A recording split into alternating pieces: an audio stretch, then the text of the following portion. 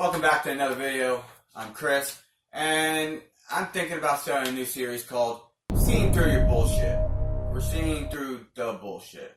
A lot of people don't think before they talk, as it's the case with the new Alinity versus Pewdiepie drama. I don't really want to spend a long time on this. I really don't care about YouTube drama as much as political drama and things that are actually changing the world. She obviously knows that she uses her body for attention. How do you guys think I can wake my cats? I want to scare them. I'm gonna pretend like I'm dying. Okay, let's do this. Ow, ow, ow, ow! Oh, can you see my butt? No, okay.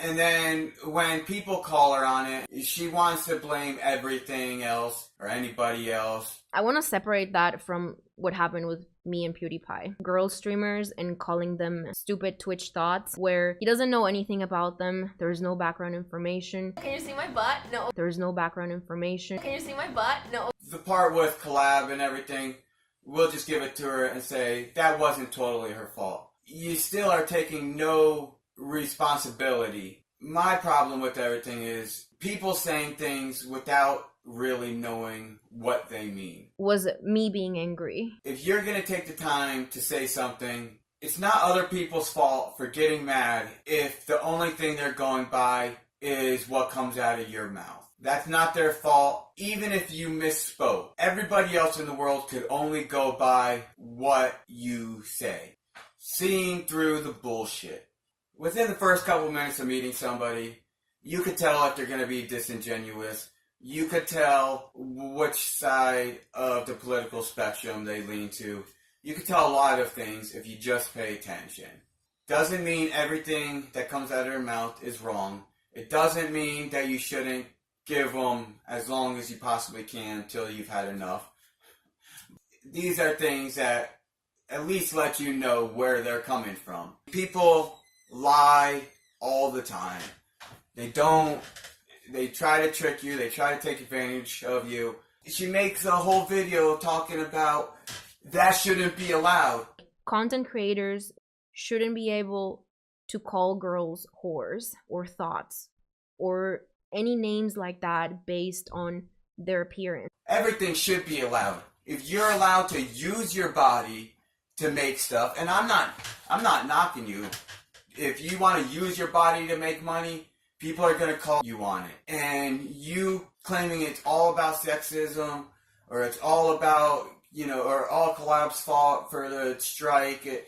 If you didn't act the way you do, this would have never got to the point of it getting this big. That's the root of the problem. You're trying to brush it off. But maybe you should do some soul searching and think about how you're actually portraying yourself. You're taking an easy way, and your young viewers are definitely not going to knock you for it, but at least pay attention and know what you are doing. So let's get on to the other part. Naomi Wolf. So Naomi Wolf was on Loud with Crowder a couple weeks ago now, and they talked about abortion. I originally was going to make this video refute her points about abortion and give my take, what thousands of people have already done. So what I'm gonna do, and what this video turned into as I went and researched her, I'm gonna point out what I look at and what I look for when people are talking. In this instance, this clip is from a speech she gave, I think, back in 2014, so it's pretty old. But within the first couple minutes of the speech, there's so many red flags that pretty much make me tune out. Now, I'm not saying that what comes after is valid or isn't valid. It's nice to know if people are being disingenuous or misleading in any way. These things that, and these, what are they fuck? The hell are they called again? Alright, whatever. But these are some of the things that I look for to see where a person is coming from. They're not foolproof. There's many different reasons. So if you add a bunch up and you actually listen to what they say, you get the complete picture. You make your opinion. It's not foolproof. If I'm not watching you for entertainment, if you're trying to educate people, then you should be 100% truthful. 100% truthful. You know why Jordan Peterson is so big and how he got so big? Because he's truthful about everything. He's honest, he thinks what he says, and he doesn't do it just to make money off of it. Thank you. Thank you. Thank you.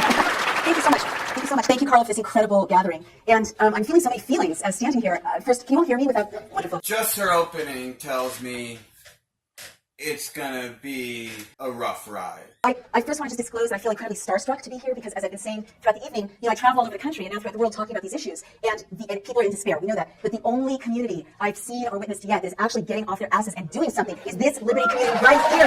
Right here. So right away, she says something good about the audience. This is the only, whatever she said, this is the only people who have been off their asses and doing something. You're the only ones that would pay me right now, so I wrote a speech to make you happy. So I'm so honored to be here. But I need to be able to see the time because I have a lot to say and I don't want to run out. But if you give me a clock, then I can just pace myself. But I also just want to disclose that I'm going to start out. This is like a big night for me. It's very emotional.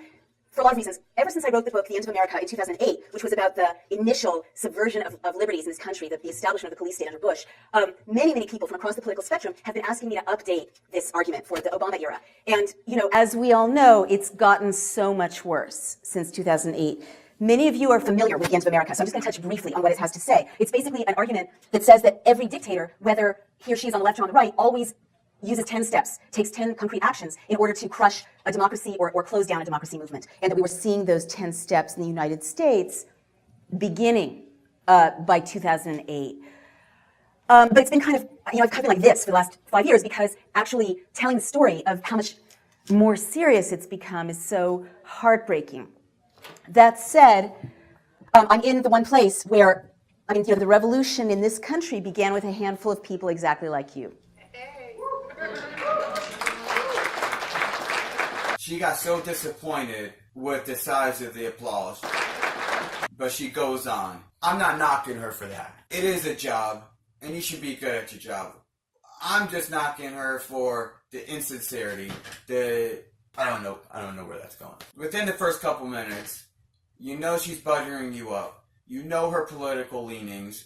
Every time that she mentions that it's getting worse or anything against Obama, it's the rub of the hair, it's the looking down, rubbing of the teeth. She has all these mannerisms that she can't hide. What happened is she wrote this book during the Bush era because it was so easy to go and attack Bush. The media had your back, everybody had your back, Hollywood had your back. So she wrote this book and got popular, more popular than she was. I'm not exactly sure of her whole timeline. All I'm sure of is she's not happy to have to speak out now. She wrote this book in the moment and she didn't think about having to talk about how it's going to get worse or how it got worse under Obama. She wanted no part of that. But she also needs to make a living. So this is an awesome way to keep promoting her book.